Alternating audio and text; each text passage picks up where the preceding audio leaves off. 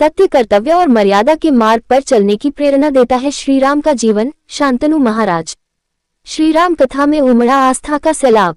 मोट, झांसी श्री शीतला धाम प्रांगण में आयोजित श्री राम कथा के द्वितीय दिवस पर आचार्य शांतनु जी महाराज ने भगवान श्री राम के संपूर्ण जीवन को त्याग, सेवा और मर्यादा का आदर्श बताते हुए कहा कि जब जब धरती पर असुरों के अत्याचार बढ़ते हैं, तब तब प्रभु भक्तों की रक्षा के लिए अवतार संत है।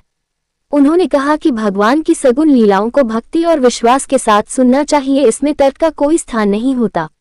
उन्होंने कहा कि श्री राम का जीवन मानव को सत्य, कर्तव्य और मर्यादा के मार्ग पर चलने की प्रेरणा देता है। रामकथा केवल धार्मिक आयोजन नहीं, बल्कि समाज और परिवार में संस्कारों की स्थापना करने वाली जीवन दृष्टि है। कार्यक्रम की अध्यक्षता कर रहे महंत दैदेही शरण महाराज अयोध्या धाम ने कहा कि भगवान श्री राम का जीवन सत्य, मर्यादा और त्याग का अनुपम उदाहरण है। श्री राम की कथा समाज को स्वयं सेवा और संस्कारों का मार्ग दिखाती है। श्री राम कथा के आयोजक रामजी परिहार ने बताया कि यह आयोजन समाज में धर्म, संस्कार और भावना के प्रसार के उद्देश्य से किया गया है। उन्होंने कहा कि रामकथा के माध्यम से युवा पीढ़ी को मर्यादा, कर्तव्य और आदर्श जीवन का संदेश दिया जा रहा है। इस अवसर पर पूर्व मुख्यमंत्री वसुंधरा राजे सिंधिया, समथर के राजा स्व रंजीत सिंह जूदेव के नाती युवराज विनायक प्रताप सिंह, महंत केशव दास महाराज, महंत राजीव भाजया, युवा मोर्चा जिला उपाध्यक्ष कपिल मुदगिल, सुरेश दुबे, नगर पंचायत मौ अध्यक्ष प्रतिनिधि देवेंद्र गोसाई, पूर्व बाबू प्रमोद यादव, डॉक्टर यगेश त्रिपाठी, रवि पाल, रमेश मौर्य, अखिलेश पिपरिया, दीपेंद्र परिहार, अखिलेश तिवारी सुत्ता, डॉक्टर राजा बुंदेला, दीपेंद्र पटेल, राजेश सिंगर, गजराज यादव, मंडल अध्यक्ष वीर प्रताप चौहान, प्रमोद तिवारी, विकास निरंजन, दयाल गिरी, डॉक्टर कमलेश परिहार, संतोष पंडा, कुलदीप ठाकुर, प्रवीण जैन, पुष्पेंद्र भदौरिया, रमेश मौर्य, अनिल पंडा, जगमोहन समेल, राजेंद्र प्रसिद्ध, नारायण सिंह यादव, श्याम सुंदर शिवहरे, राकेश त्रिपाठी, योगेश त्रिपाठी, रज्जू बिलैया गुरसराय, जयगाल सिंह चौहान, वेंथरमैन गुरसराय, दीपेंद्र परिहार, एडवोकेट गरीठ, रमेश मौर्य गुरसराय, सुनौलका गोस्वामी परचक, खलेश चिरिंगना गुरसराय, लोचन सिंह, मौर पुजारी, मुकेश राजपूत सहित अनेक श्रद्धालु मौजूद रहे। मोट कथा सुनाते शांतनु महाराज, आशीर्वाद लेते श्रद्धालु व कथा का श्रवण करती महिलाएं एवं मवधों को संबोधित करते वैदेही शरण महाराज। मोट से आलोक सोनी की खास खबर।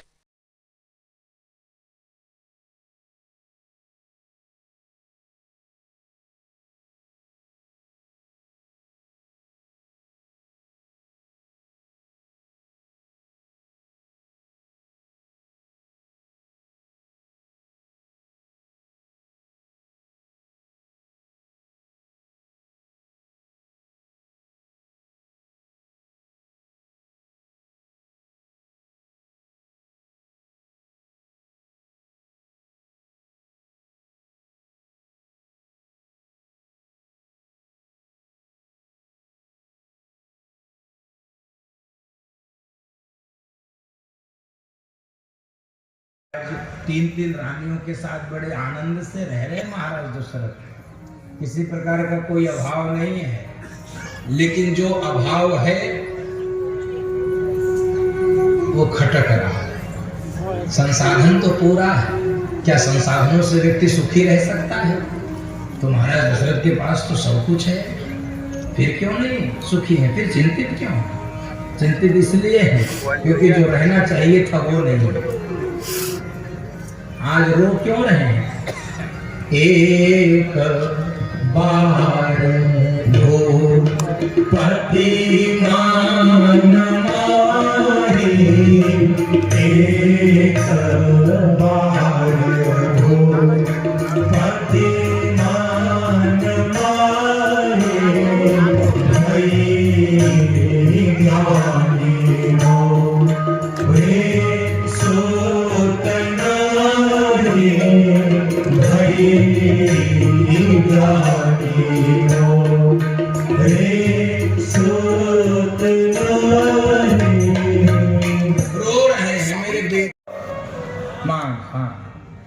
और घोड़ा क्या खाता है? घास। शेर एक महीने भूखा रहे घास खाएगा? घोड़ा एक महीने भूखा रहे मांस खाएगा? नहीं। और हम लोग दोनों खा लेंगे। और जो समझाएगा उसकी खोपड़ी भी खा लेंगे, वो भी नहीं छोड़, वो भी खा लेंगे।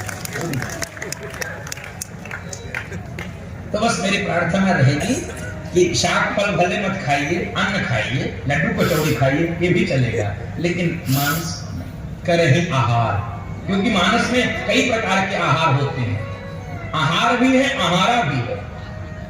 करही आहार शाक फल कंदा, और राक्षसी क्या कह रही है, आज सुरन मोहि दीन आहारा।